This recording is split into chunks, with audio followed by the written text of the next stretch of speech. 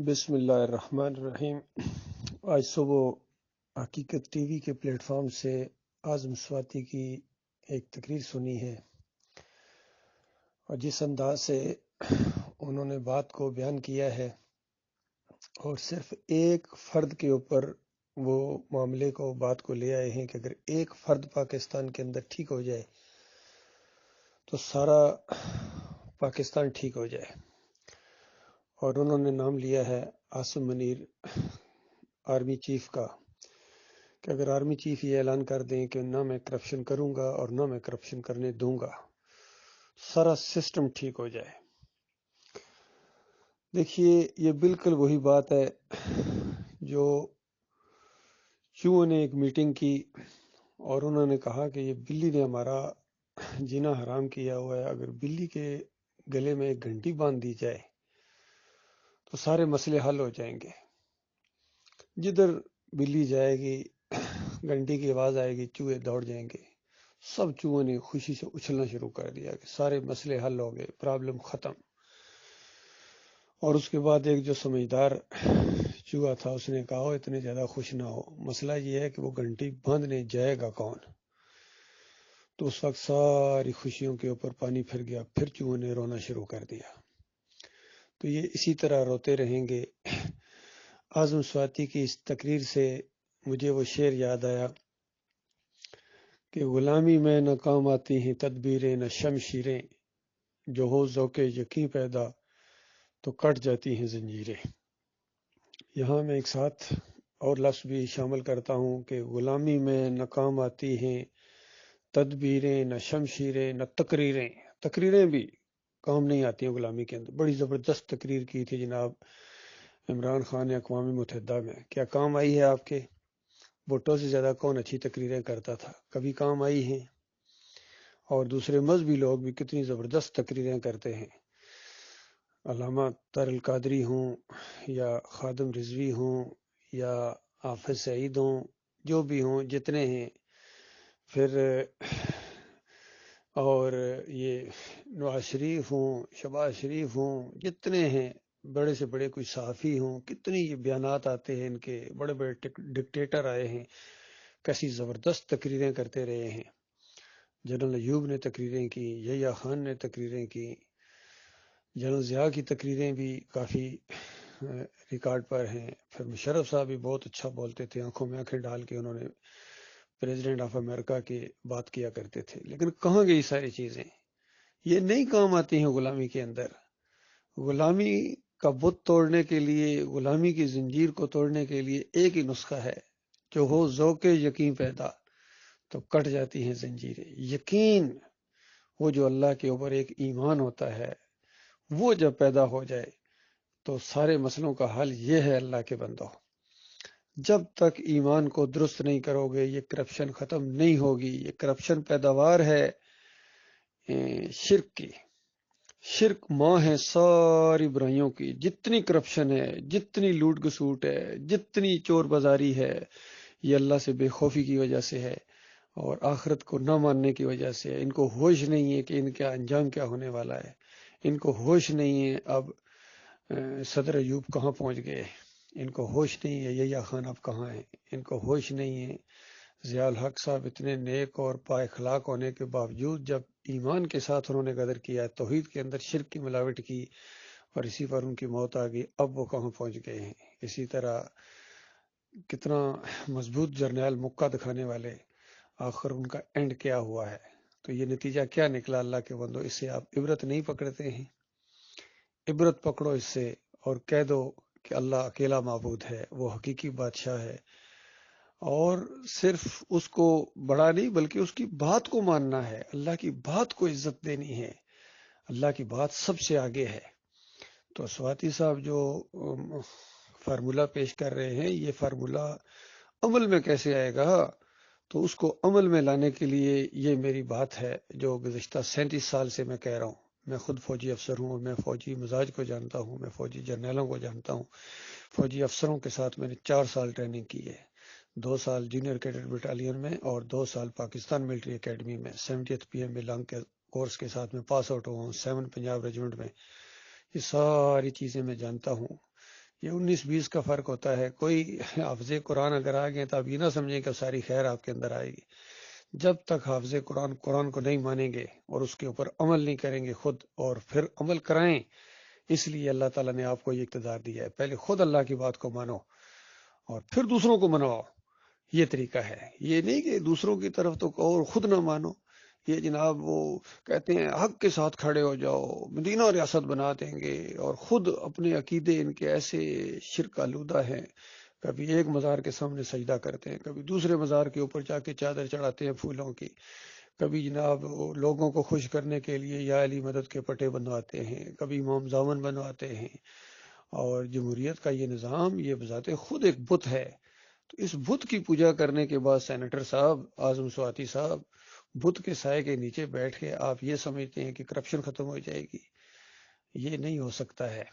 یہ اگر صحیح معنوں میں آپ ملک کے خیر خواہ ہیں، قوم کے خیر خواہ ہیں، اور سب سے بڑی بات اپنے خیر خواہ ہیں. ابھی تو FIR 45 FIR کٹی اور ایک صرف پاکستان کا چکر لگایا گیا تو آپ کی یہ حالت ہو گئی ہے.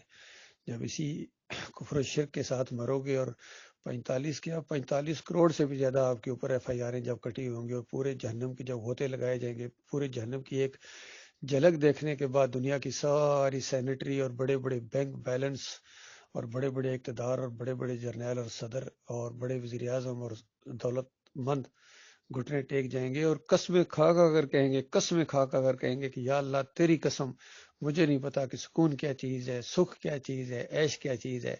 وہاں نہ کوئی آپ کا باڈی گارڈ ہوگا اور نہ بیٹ مین ہوں گے. وہاں تو 70 گز لمبی زنجیر کے اندر جکڑا جائے گا، گلے میں توق پڑا ہوا ہوگا، اور کبھی ایک جہنم کی وادی میں خون اور پیپ کی وادیوں کے اندر اس طرح گھسیٹا جائے گا. کیوں؟ دنیا میں آپ کو اللہ نے اپنی بندگی کے لیے پیدا کیا تھا کہ تم اللہ کے بندے بنو گے اور دوسروں کو اللہ کا بندہ بناؤ گے. نہ خود اللہ کے بندے بنے، نہ دوسروں کو اللہ کے بندہ بنایا، اور سورے لگے ہوئے ہیں. اور ایک پلیٹ فارم سے یہی آواز آتی ہے 73 کے آئین. اتنی فکر کھائی جا رہی ہے کہ اس آئین کی خلاف ورزی کر دی تھی مشرف صاحب نے، اور فلاں نے اس کی یہ آئین کی خلاف ورزی کر دی تھی. اور اللہ کا جو آئین ہے قرآن کی شکل میں اور نبی علیہ السلام کی صحیح حدیث کی شکل میں، اس کی کسی کو پرواہ ہی نہیں. دجیاں اڑائی جا رہی ہیں، مذاق اڑایا جا رہا ہے، پاؤں میں روندا جا رہا ہے، تو اس کی کوئی پرواہ نہیں ہے ان کو. اور یہاں یہ بات میں ایک آرمی افسر کی حیثیت سے، ایک ذمہ دار انسان کی حیثیت سے، قرآن و حدیث کا علم ہے اللہ الحمدللہ، اس کے مطابق میں یہ بات کروں. اور زندگی کا جو تجربہ ہے، یہ جتنے آرمی آئے ہیں ڈکٹیٹر، یہ مجبور ہو کے آئے ہیں. ان سیاسی قائدین نے جب اپنی نااہلی کا ثبوت دیا ہے، جب بالکل ملک کو کھڈے لگا دیا ہے، تو اس وقت وہ آئے ہیں مجبوری کی حالت میں، ورنہ کوئی ان کو شوق نہیں ہوتا ہے. یقین کیجیے ان کی اپنی ذمہ داریاں اتنی زیادہ ہوتی ہیں، اور ان کا اپنا وہ ایک روب اور دبدبہ اپنے سسٹم میں، اور اللہ تعالیٰ نے اتنی عزت دی ہوتی ہے کہ وہ اس گند میں آنا ہی نہیں چاہتے ہیں، الا یہ کہ وہ مجبور ہو کے آتے ہیں. لیکن چونکہ صحیح دینی رہنمائی نہیں ہوتی ہے، تو جب ادھر آتے ہیں تو پھر اس کے بعد اسی رنگ کے اندر وہ کھچڑی سی بن جاتی ہے، دونوں مکس کر دیتے ہیں آپس کے اندر، اور پھر ایک اور نیا گند سامنے آتا ہے. یہ ہوا ہے اصل میں. اگر ایمان کو آج بھی تازہ کر دیا جائے، یہ میں خیر خواہی کے ساتھ بات کر رہا ہوں، نہ میں مولوی ہوں، نہ میں پیر ہوں، نہ میں کوئی سیاسی لیڈر ہوں.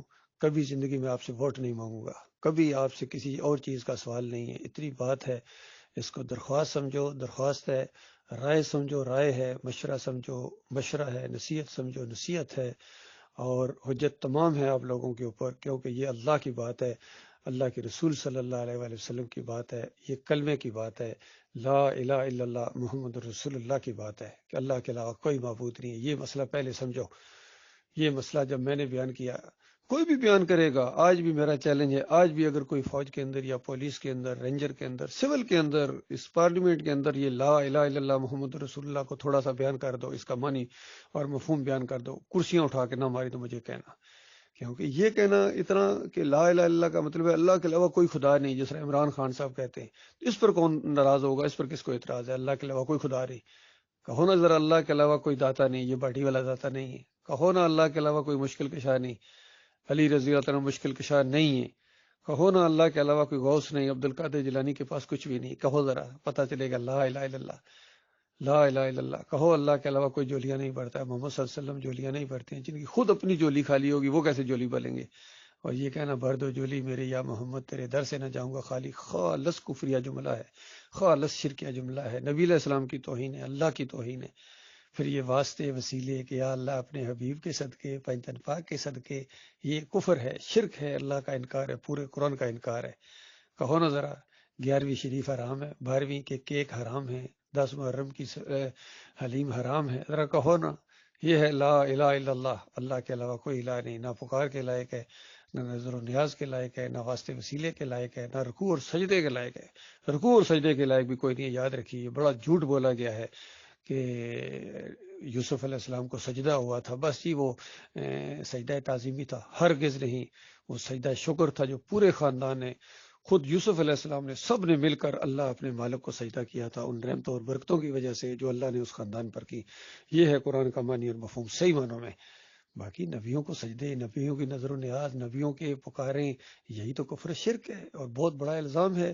اور اللہ تعالیٰ نے یہ بتایا کہ آج ان کو خبر نہیں، آنے دو قیامت کا دن، جب یہ سارے تمہارے دشمن بن جائیں گے، تمہیں حقارت کے ساتھ دفع ہو جاؤ، دفع ہو جاؤ کے الفاظ سے تمہارے ساتھ یہ معاملہ کریں گے۔ یہ بخاری کی روایت کے اندر ہے۔ اللہ تعالیٰ نے الحمدللہ کی بسم اللہ سے لے کر والناس تک یہی ایمان عقیدے کا مسئلہ بیان کیا۔ وہ اللہ ہے جس کو چاہتا ہے حکومت دیتا ہے، جس سے چاہتا ہے چھین لیتا ہے، وہ اللہ اوپر کر رہا ہے۔ اور یہ کہنا کہ طاقت کا سرچشمہ عوام ہے، اور سواتی صاحب کہہ رہے ہیں طاقت کا سرچشمہ آرمی چیف ہے، دونوں کا دماغ خراب ہے۔ کوئی ان کے پاس ہے کیا طاقت کا سرچشمہ؟ کیا ایک کھجور کی گٹھلی کے جو اوپر چھلکا ہوتا ہے اس کے اندر بھی ان کی طاقت نہیں کہ اس کو کریں۔ طاقت کا سرچشمہ صرف ایک ہی ذات ہے، وہ اللہ رب العالمین کی۔ القوت للہ جمیعا، ان القوت للہ جمیعا، ساری کی ساری قوت اور طاقت یہ میرے مالک کی ہے، میرے اللہ کی ہے، جو تمہارا بھی اللہ ہے، پوری کائنات کا مالک ہے، اکیلا مالک ہے۔ وہ جو جس کے ٹکڑوں پر پلے ہو، جس کے ٹکڑوں پر پلے ہو، ہر بڑے سے بڑا دولت مند، بڑے سے بڑا جرنیل، بڑے سے بڑا صدر، فوجیں، سب کو میرا مالک کھلا رہا ہے۔ اس کے ٹکڑوں پر پلنے والوں، اسی کے ساتھ آنکھ ملاتے ہو اور پھر کہتے ہو امن و سکون ہو تمہیں مل جائے۔ تمہیں امن و سکون کبھی بھی نہیں مل سکتا۔ امن و سکون کو اللہ تعالیٰ نے ایمان خالص کے ساتھ مشروط کر دیا ہے۔ سورہ الانعام پڑھو، مالک فرماتا ہے الذین آمنوا ولم یلبسوا ایمانہم بظلم اولئک لہم الامن وہم مہتدون، کہ امن اور ہدایت یافتہ صرف وہ لوگ ہیں جو ایمان لائیں اور اپنے ایمان کے اندر ظلم کی ملاوٹ نہ کریں۔ صحابہ ذرا پریشان ہو گئے کہ تھوڑا بہت تو ظلم ہو جاتا ہے۔ نبی علیہ السلام نے فرمایا وہ ظلم یہاں مراد نہیں ہے جو تمہارے دماغ کے اندر آیا ہے، یہاں ظلم سے مراد وہ ظلم ہے جو سورہ لقمان میں آیا کہ ان الشرک لظلم عظیم، شرک بہت بڑا ظلم ہے۔ تو بات یہ ہوئی کہ جو ایمان لائیں اور اپنے ایمان میں شرک کی ملاوٹ نہ کریں، وہ ہدایت یافتہ ہیں۔ امن و سکون ان کے لیے ہے۔ باقی یہ فاختہ اڑانے سے اور کبوتر اڑانے سے امن نہیں آئے گا، نہ یہ ووٹوں کے ذریعے آئے گا، نہ نوٹوں کے ذریعے آئے گا، کسی چیز کے ذریعے امن و سکون نہیں آ سکتا۔ امن و سکون ایمان کے ساتھ ہے۔ اور اللہ تعالیٰ نے یہ بھی کہا وَأَنْتُمُ الْأَعْلَوْنَ إِن كُنتُم مُؤْمِنِينَ، اگر تم مومن بن جاؤ ہم تمہارا سر بلند کریں گے، سر بلند کریں گے۔ یہ سر بلند ہو ہی نہیں رہا ہے، کیوں؟ مومن نہیں ہو۔ اللہ کی بات بالکل سچی ہے۔ ایٹمی قوت ہونے کے باوجود اندازہ لگائیے کچکول لے کے گھوم رہے ہو پوری دنیا کے اندر، بھیک مانگ رہے ہو۔ ایٹمی قوت ہونے کے باوجود ہندو پیشاب کے گائے کا پیشاب پینے والے سے ڈرتے، اور ماں اور بہنوں کے اوپر وہ کس طرح ظلم اور زیادتیاں اور وہ کر رہا ہے، اور مائیں اور بہنیں چیخ رہی ہیں ان مسلمانوں کی طرف دیکھ رہی ہیں کہ یہ مسلمان انہیں بچانے آئیں گے۔ یہ کبھی نہیں آپ کو بچانے آئیں گے میری بہنوں، سب ایمان لاؤ، اللہ کی طرف پلٹو، اللہ تمہارے اس خوف کو امن کے اندر بدلی کر دے گا۔ مالک اپنے بندوں کو لائے گا، مالک کے بندے جب آئیں گے تو سب سے پہلے ان بڑے بڑوں پورا 75 سالہ جو تاریخ ہے اور سارا حساب چکتا کریں گے۔ سب پہلے بندے سے حساب شروع ہوگا، یقین کیجئے وہاں سے شروع ہوگا۔ یہ ان کے محمد علی جناح سے انہوں نے کیا غلطی ہے کہ وہاں سے معاملہ شروع ہوگا، سب کی پوسٹ مارٹم کیا جائے گا اور کسی ایک کو بھی نہیں چھوڑا جائے گا، اور پاکستان کو بالکل صحیح معنوں میں پاکستان بنایا جائے گا۔ پاکستان، پاک سر زمین، زمین اس وقت پاک ہوگی جب آخری مزار گرے گا، پیری مریدی ختم ہوگی، اور سر میلوں ختم ہوں گے، جمہوریت کا نظام پاؤں میں روند دیا جائے گا، سارے قوانین کو پاؤں میں روندا جائے گا۔ قانون سب سے اوپر ہوگا اللہ کا قرآن اور صحیح حدیث، یہ ہے صحیح معنوں میں مسلمانوں کا آئین۔ اس کے مطابق اس کے دائرے کے اندر رہتے ہوئے سارے معاملات کیے جائیں گے، اور احتساب ہوگا، کڑا احتساب ہوگا، کسی ایک کو بھی نہیں چھوڑا جائے گا، اور یہ کفر و شرک کا جنازہ اٹھے گا، ایمان کا دور دورہ ہوگا، اور پھر یہ پوری دنیا کو پتہ چلے گا پاکستان کا مطلب کیا، لا الہ الا اللہ، اور پھر پوری دنیا کو پاکستان بنایا جائے گا، یہ بھی ذہن میں رکھو، پوری زمین کے اوپر پاکستان ہوگا، پاک سرزمین ہوگی، شرک کا نام و نشان نہیں ہوگا، سلیب توڑ دی جائے گی اور بت توڑ دیے جائیں گے، مزاروں کو گرا دیا جائے گا، اور یہ وقت آنا ہی آنا ہے۔ یہ 7 سال اس زمین کے اوپر ایسے رہیں گے، مسلم کی روایت کے اندر ہے کہ کوئی کفر و شرک نہیں ہوگا، یہ مسلمان ہی مسلمان ہوں گے، اور کسی مسلمان کے درمیان، دو بھائیوں کے درمیان بال برابر کینہ اور ذرا برابر نفرت اور کوئی بغض نہیں ہوگا۔ اللہ تعالیٰ جنت والا وہ ماحول دنیا میں بھی 7 سال کے لیے قائم کرے گا۔ پھر آہستہ آہستہ یہ معاملہ الٹا بھی ہو جائے گا، آہستہ آہستہ یہ ایمان ختم ہوتا چلا جائے گا، اور جو باقی مسلمان بچیں گے، اللہ تعالیٰ ایک ہوا چلائے گا، ان کی بغل کے اندر ایک فنسی نکلے گی، اور سارے مسلمان اس وقت فوت ہو جائیں گے، اور صرف کافر اور مشرک رہیں گے۔ پھر یہ اپنی خرمستیوں کے اندر مگن ہوں گے کہ سور میں پھونک مار دی جائے گی، بڑا زلزلہ آ جائے گا۔ ابھی تو ہلکا سا زلزلہ ہے، یہ 7.8 کا آیا تو حالت دیکھی کیا ہوا ہے، تو جب 700 پوائنٹ اور اس کا بھی اوپر ہوگا زلزلہ اس پوری کائنات کے اندر، تو اس وقت کیا حالت ہوگی ان کافروں مشرکوں کی۔ تو یہ معاملہ ہوگا۔ اللہ کے بندو یہ غور و فکر کرو، یہ بات ہے بہت ہی خیرخواہی کے ساتھ میں نے بات کی ہے، اسی کے اندر آپ کا علاج ہے، اس کے علاوہ کوئی علاج نہیں ہے، اور آپشن ہی کوئی نہیں ہے۔ یہ نہیں ہے کہ بات مانو یا نہ مانو، مانو گے تب تمہاری جان بچے گی، اور نہیں مانو گے تو اللہ تعالیٰ چھوڑنے والا نہیں ہے۔ اللہ تعالیٰ سمجھ دے آپ کو، مالک ایمان خالص کی بات کو آگے لائے، اور کفر و شرک کا یہ جنازہ اٹھے۔ 75 سال کے بعد پتہ چلا کہ غلام ہے، اندازہ لو، اس سے بڑا کوئی مذاق، اس سے بڑا کوئی فراڈ ہو سکتا ہے۔ اللہ تعالیٰ اس انجام سے دنیا اور آخرت کی ذلت سے مالک اپنی پناہ میں رکھے۔